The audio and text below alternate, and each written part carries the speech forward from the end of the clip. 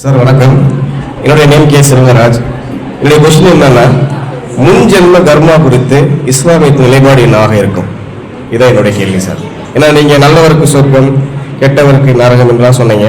அதாவது முன் ஜென்ம நிலைப்பாடு கொடுத்து இஸ்லாமியத்தின் நிலைப்பாடு என்னவா இருக்கும் கர்மாவை குறித்து? தேங்க்யூ. அன்பார்ந்த சகோதரர் முன்ஜென்மம் குறித்து இஸ்லாம் என்ன சொல்லுகின்றது ஒரு கேள்வியை கேட்டிருக்காங்க. இப்ப இந்த பிறவில நாம படக்கூடிய கஷ்டங்கள், சிரமங்கள் எல்லாமே முற்பிறவில நாம் செய்த பாவத்துக்கு உண்டான பரிகாரமாகத்தான், அந்த கர்ம பயணத்தை நாம இன்றைக்கு அனுபவித்துக் கொண்டிருக்கிறோம் அப்படிங்கிற ஒரு புரிதல் சமூகத்துல இருக்குது. இப்ப இந்த உலகத்துல நாம நிறைய பாவம் செய்யறோம்னு வைங்களேன், அடுத்த பிறவில நாம நாயா தான் பிறப்போம். உதாரணத்துக்கு சொல்ல வரேன். அப்ப நம்ம நாயா பிறந்தப்பறம் நம்ம எல்லாரும் கல்லை விட்டு எறிவாங்க, நாம என்ன செய்வோம், தெருவா சுத்துவோம். அல்லது நம்ம மாடா பிறப்போம், நம்ம ஆடா பிறப்போம், புழு பூச்சியா பிறப்போம், ஒரு மரமாக நாம பிறப்போம், புல்லாக பிறப்போம். இந்த மனித படைப்புங்கிறது நமக்கு இறைவன் செய்த மிகப்பெரிய ஒரு பாக்கியம். அப்ப இந்த பிறவில நாம் என்ன செய்யணும்னா, முற்பிறவில செய்த, இதுக்கப்புறம் ஒரு பிறவி இருக்குன்னு சொன்னா இதுக்கு முன்னாடி ஒரு பிறவி இருந்திருக்கோம்ல, அந்த முற்பிறவில நாம் செய்த பாவங்களை, கர்மாக்களை தான் நாம் என்ன செய்யறோம், இந்த பிறவில நாம் அனுபவிக்கிறோம் அப்படிங்கிற ஒரு தத்துவம் இருக்கு. ஒரு குறிப்பிட்ட மதத்துல இதை சொல்றாங்க. இது குறித்து இஸ்லாம் என்ன சொல்லுகின்றது அப்படிங்கறதான் கேள்வியா கேட்கிறாங்க. இஸ்லாம் என்ன சொல்லுதுனாக்கா, ரெண்டு பிறப்பு தான். ஒரு பிறப்பு இந்த உலகத்துல இப்ப நம்ம வாழ்றது, இதோட மறுபிறப்பு விசாரணையினால் தான். ஏற்கனவே ஒரு பிறப்பு, இப்போ ஒரு பிறப்பு, பலகட்ட பிறப்புகளை எடுத்துக்கிட்டே இருக்கிறது அப்படிங்கிறது அந்த தத்துவத்தை இஸ்லாம் ஏற்கல. ஏன்னாக்கா இப்ப நான் போன பிறப்புல நான் என்னவா இருந்தேன்னு எனக்கு தெரியுமா? உங்களுக்கு யாராவது கண்டுபிடிக்க முடியுதா? நான் யோசிச்சு பார்த்தேங்க, ஆமாங்க நான் ப்ரௌன் கலர் மாடா இருந்தேன் அப்படின்னு உங்களுக்கு ஏதாவது கண்டுபிடிக்க முடியுதா? நான் ஆடா இருந்தேங்க, அப்ப கூட நான் அறுத்து சாப்பிட்டாங்க, எனக்கு ஞாபகம் இருக்கு. அப்படியே உங்க மைண்ட்ல ஓடுதா? இல்லைங்க நான் ஒரு குருவியா இருந்தேன் அப்படி சிந்தனைக்கு வருதா? வரல. அப்ப அதே மாதிரி நான் இறந்து போனதுக்கு அப்புறம் உதாரணத்துக்கு சொல்ல வரேன், எனக்கு ஒரு தண்டனை கொடுப்பதாக இருந்தால் நான் புரிஞ்சுக்கிட்டாதானே அது தண்டனை. ஒருத்தர் ஒரு 10 கொலையை செய்யறாரு, அவர்ல தூக்குல போடுறாங்கன்னு வைங்களேன், அவர் சுயநினைவோடு இருந்தாதான் தூக்குலயே போடுவாங்க. ஏன்? அவருக்கு உடம்பு சரியில்லைங்க, அவர் சுயநினைவுல போயிட்டார், கோமால போயிட்டாருன்னு வைங்களேன், அவருக்கு தூக்குல போடுவாங்களா? போட மாட்டாங்க. ஏன் தூக்குல போட மாட்டாங்க? அவர் செய்த தவறை அவர் உணர வேண்டும், அவர் புரிந்து கொள்ள வேண்டும். இன்னும் சில நாடுகளை எப்படி வச்சிருக்காங்க, ஒத்துக்கிட்டாதான் தண்டனையே. ஒத்துக்கிற வரைக்கும் அவர் என்ன செய்வாங்க, ஆதாரங்களை காட்டி விசாரிச்சுக்கிட்டே இருப்பாங்க. அப்ப ஒருவன் தான் செய்த என்ன காரணத்திற்காக எனக்கு இந்த தூக்கு தண்டனை தரப்படுகின்றது என்பதை அவன் விளங்கினாதானே அது பேர் தண்டனை. இல்லாட்டி இது தண்டனையா? கிடையாது. இப்ப எனக்கு இந்த உலகத்துல நான் பல பாவங்களை செய்து விட்டு அப்புறம் நான் என்ன ஆயிரம், ஒரு புழுவா நான் பிறக்கிறேன். இப்ப இந்த புழுவுக்கு தெரியுமா இதுக்கு நம்ம தண்டனைக்காக கொடுக்கப்பட்டிருக்கு? புழுக்கு விளங்குமா? செடிக்கு விளங்குமா? குருவிக்கு விளங்குமா? மாடுக்கு விளங்குமா? ஆடுக்கு விளங்குமா? அப்ப இந்த கான்செப்டே என்ன ஆகுதுன்னா, நம்முடைய சிந்தனைக்கு அப்பாற்பட்ட ஒன்றாக இருக்கின்றது. அப்ப நம்ம அந்த கேட்ட கேள்விகளுக்கெல்லாம் இப்ப என்ன ஆகுதுன்னா பதில் கிடைக்கல. எந்த கேள்வி? என்ன ஒருத்தன் அநியாயமான செஞ்சுட்டான், என்கிட்ட என் நகையை கொள்ளையடிச்சிட்டான், அதுக்கப்புறம் அவன் என்ன ஆயிட்டான், புழுவாயிட்டான். இப்ப எனக்கு என்னப்பா தீர்வு என்ன நான் கேட்கிறேன். இப்ப என்கிட்ட இருந்து ஒருத்தன் வீடை பறிச்சுட்டாங்க, என் வீட்டுக்கு வாடகைக்குன்னு வந்தவன், அவன் வீடு கோர்ட்ல கேஸ போட்டு 20 வருஷம் வாடகைக்கு விட்டது ஒரு குத்தமா?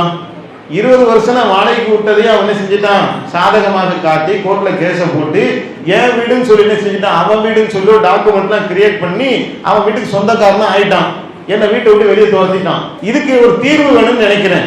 தீர்வு என்ன? இப்ப இல்லப்பா அவன் அடுத்த பிறவில கோழியா மாறிடுவான், அதான் அவனுக்கு உண்டான தண்டனை தான், இதை நான் ஏத்துக்கோனா? நீ கோழியா மாறு, குருவியா மாறு, எனக்கு என்னப்பா, ஏன்னா வீட்டை இழந்திருக்கிறேன்னு, இதான் எனக்கு தீர்வா அப்படின்னு ஒருத்தன் யோசிப்பானா? யோசிக்க மாட்டானா? இஸ்லாம் என்ன தீர்வு சொல்லுதுன்னா, 2 பேருமே வாங்கன்னு சொல்லி எழுப்பு, உயிர் கொடுத்து மனிதனை எழுப்பி இறைவன் விசாரிப்பான். நீ அநியாயம் பண்ணியா, இந்த உனக்கான தண்டனை நரகம். நீ பாதிக்கப்பட்டியா, அவன் செய்த நன்மை உனக்கு எடுத்து தந்துடுறேன், அல்லது நீ செய்த தீமையை அவனுக்கு எடுத்து நான் கொடுத்துட்றேன். எந்த அளவுக்கு தீமையை சுமக்கிறானோ அந்த அளவுக்கு வேதனை, எந்த அளவுக்கு நீ நன்மையை சம்பாதிக்கின்றாயோ அந்த அளவுக்கு உனக்கு சொர்க்கத்துல பல படித்தரங்களுக்கு அந்த அளவுக்கு நான் சுவனத்தை தருகின்றேன் என்ற ஒரு கொள்கை என்ன செய்து இஸ்லாம் சொல்லும் போது மனிதனுடைய உள்ளம் என்ன செய்யுது, இது கரெக்டா இருக்குங்க இது என்று மனிதனுடைய உள்ளம், மனிதனுக்கு ஏற்ற மார்க்கம்னு சொல்லுவாங்க இஸ்லாமிய மார்க்கத்தை. நம்ம சொல்லக்கூடிய ஒவ்வொன்றுமே நீங்க யோசிச்சீங்கன்னு சொன்னா, ஆமாங்க கரெக்டுங்க, எனக்கு ஏதாவது ஒரு தீர்வு வேணும், அந்த தீர்வு வரக்கூடிய டைப்ல இந்த மறு உலக வாழ்க்கை தான் இருக்குது அப்படிங்கறத நம்ப முடியும். சரிங்க, அது கண்ணுக்கு தெரியலன்னு சொன்னீங்கல்ல, இது மட்டும் கண்ணுக்கு தெரிஞ்சிருச்சா? இப்ப மறு உலக வாழ்க்கையை நீங்க எல்லாம் பாத்துட்டீங்கன்னா நமக்கு டவுட் வரும். உங்க இடத்துல தான் நான் கேட்கிறேன், யாராவது பாத்தீங்களா? முஸ்லீம்லாம் இருக்காங்கல்ல, இங்க எவ்வளவு பேர் இருக்கீங்க, யாராவது பார்த்துருக்கீங்களா? சொர்க்கம் இருக்கிறத யாரும் பார்த்தீங்களா? நரகம் இருக்கிறத பார்த்துருக்கீங்களா? முஸ்லீம்களை பார்த்து கேட்குறேன், எப்படி நம்புறீங்க? இப்ப ஒரு கேள்வி வந்துருச்சுல. இதுக்கு இஸ்லாம் தெளிவான விளக்கத்தை கொடுக்குது. நீ இந்த உலகத்துல வாழ்றல, அதுதான் மறு உலகம் இருக்கின்றதுக்கான ஆதாரம் சொல்லுது. எப்படி? இந்த உலகம் எங்கிருந்து வந்துச்சு? இன்னைக்கு நம்ம பூமியில உட்கார்ந்துட்டு இருக்கோங்க. இந்த பூமி எங்க இருந்துச்சு? கொஞ்ச நாளைக்கு முன்னாடி, கொஞ்சம் ஆண்டுகளுக்கு முன்னாடி, பல கோடி ஆண்டுகளுக்கு முன்னாடி இந்த பூமி இருந்துச்சா? இல்லைங்கிறான் விஞ்ஞானி. விஞ்ஞானி என்ன சொல்றான்? வானம், பூமி, சூரியன், சந்திரன் இந்த ஒட்டுமொத்த பிரபஞ்சமும் ஒரு பெருவெடிப்பின் மூலமாகத்தான் ஏற்பட்டுச்சு. அதுக்கு முன்னாடி என்னவா இருந்துச்சு? ஒண்ணுமே இல்ல, வெற்று இடமாக இருந்தது. ஒன்றுமே இல்லாததில் இருந்து இன்னைக்கு ஒரு பூமி வந்துருச்சு விஞ்ஞானம் சொல்லுது. நான் சொல்லல, இன்னைக்குள்ள விஞ்ஞானிகள் கண்டுபிடித்து பிக் பேங் தியரி மூலமாக என்ன சொல்றான்னா, வானம், பூமி, சூரியன் தனித்தனியா பெருக்கலங்க, இது எல்லாமே சேர்ந்து ஒரு வெடிப்பின் மூலமாகத்தான் இது உருவாயிருக்கு அப்படின்றத இன்னைக்கு விஞ்ஞானம் சொல்லுதா இல்லையா? சொல்லுதுல. இதை பத்தி திருக்குறான் பேசுது. வானம், பூமி இரண்டும் இணைந்திருந்தன என்றும் அதை நாமே பிரித்தமைத்தோம் என்றும் உயிருள்ள ஒவ்வொன்றையும் நீரில் இருந்து படைத்தோம் என்பதையும் நிராகரிக்கக்கூடிய அந்த மனிதர்கள் பார்க்கவில்லையா என்று திருக்குறான் கேட்குதுங்க. நான் கேட்கிறேன், 1400 ஆண்டுகளுக்கு முன்னாடி ஆடு மேய்த்துக் கொண்டிருந்த, ஒட்டகம் மேய்த்துக் கொண்டிருந்த முகமது என்று சொல்லக்கூடிய மனிதருக்கு இந்த வானமும் பூமியும் ஒன்னா இருந்துச்சுங்கிறது இங்க உள்ள நமக்கே பல பேருக்கு தெரியாது. அப்ப அது என்னைக்கு இங்க ஒன்னா இருந்துச்சு, அது எங்க இருக்கு, சூரியன் எங்க இருக்கு, இதெல்லாம் ஒன்னாவா இருந்துச்சு நாமளே டவுட்டா கேட்போம். ஆனா 1400 வருடங்களுக்கு முன்னாடி வாழ்ந்த முகமது என்று சொல்லக்கூடிய ஒரு சாமானிய மனிதருக்கு இந்த விஷயம் எப்படி தெரியும்? திருக்குரான் இறை வேதம் தான் என்பதற்கு அந்த வேதத்தில் உள்ள விஷயங்களே என்ன செய்து ஒன்று ஆதாரமாக இருக்கிறத பார்க்கிறோம். ஒண்ணும் இல்லாத நிலையிலிருந்து இந்த உலகத்தை எந்த இறைவன் உண்டாக்கினானோ அந்த இறைவன் தான் இன்னொரு உலகத்தையும் உண்டாக்கும். இது உருவாக்கிட்ட ஒரு ஆளுக்கு ஒண்ணு செய்யறதுதானே கஷ்டம். நமக்குள்ள பேசிக்கிறேன், ஒரு ஆளுக்கு ஒன்றை ஒரு முறை செய்வது கஷ்டம் நம்ம நினைப்போம், மனிதர்களை வச்சு பேசுவதாக. ரெண்டாவது செய்யறது ஈஸி தானே. கடவுளுக்கு எல்லாமே இலகுதான். ஒன்னே நான் உருவாக்கி காட்டிட்டேனப்பா, அந்த பூமியே ஒண்ணும் இல்லாததுல இருந்து உருவாக்கிட்டேன்ல, இது போல் நான் என்ன செய்வேன், அவனுக்கு மறுமையில இன்னொரு வாழ்க்கையை நான் உருவாக்குவேன் என்று இறைவன் சொல்லுகின்றான். அப்ப அதை நாம் நம்புவது கற்பனையில நம்பல, ஏற்கனவே ஒன்னு அனுபவிச்சுட்டு இருக்கிறோம்ல, இந்த அனுபவத்தின் அடிப்படையில அப்ப இறைவனுக்கு படைக்கக்கூடிய ஆற்றல் இருக்கு, அவன் இன்னொன்னு படைப்பான். அப்படி படைக்கக்கூடியவன் தான் இறைவனாக இருக்க தகுதி பெற்றவன் அப்படிங்கறத புரிந்து கொள்ள முடியும். அதே மாதிரி மனிதர்கள் இறந்து போயிட்டாங்க, இவங்க எப்படி உயிர் பெற்று வருவாங்க? செத்து போயிருந்தாங்கல்ல. அதுக்கு திருக்குறான் பேசுது, வானத்திலிருந்து மலையை பிடிக்கிறது நீங்க பார்க்கலையா? இறந்து விட்ட பூமியிலிருந்து புற்பூண்டுகள் எப்படி வருது?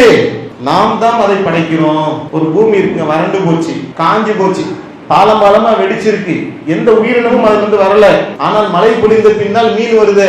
அந்த மீன் எங்கிருந்து வந்துச்சு? அந்த புற்பூண்டுகள் எங்கிருந்து முளைக்குது? அந்த செடி கொடிகள் எங்கிருந்து வருது? அப்ப வானத்தில் இருக்கக்கூடிய மழை நீரை கொண்டு நான் என்ன செய்யறேன்? அந்த மண்ணுக்கு உயிர் கொடுக்கிறேன்ல, இது போல்தான் உங்களையும் உயிர்ப்பித்தேன் என்று திருக்குறான் பேசுகின்றது. கரெக்ட். அப்போ ஒண்ணு என்ன செய்யறான் இறைவன் நமக்கு கண்ணுக்கு முன்னாடி செய்து காட்டி, இது மாதிரி தான் நான் அதை செய்வேங்கிறது எனக்கு என்ன செய்யுது, நம்பிக்கைக்கு உகந்ததாக இருக்கு. கண்மூடித்தனமான நம்பல, இப்ப ஒண்ணு செய்து காட்டி இது மாதிரி தான் செய்வேன்னு சொல்லும் போது அந்த நம்பிக்கை எனக்கு உறுதியாக ஆகின்றது. இந்த நம்பிக்கை இஸ்லாம் என்ன செய்து ஆதரிக்கின்றது. முற்பிறவி என்று சொல்லக்கூடிய இந்த நம்பிக்கை நம்முடைய சிந்தனைக்கு அப்பாற்பட்டதாக இருக்கின்றது. பல கேள்விகளுக்கு அதில் விடை கிடைக்காத காரணத்தினால் அந்த நம்பிக்கை இஸ்லாம் நிராகரிக்கின்றது. அல்லாஹு அக்பர், அல்லாஹு அக்பர்.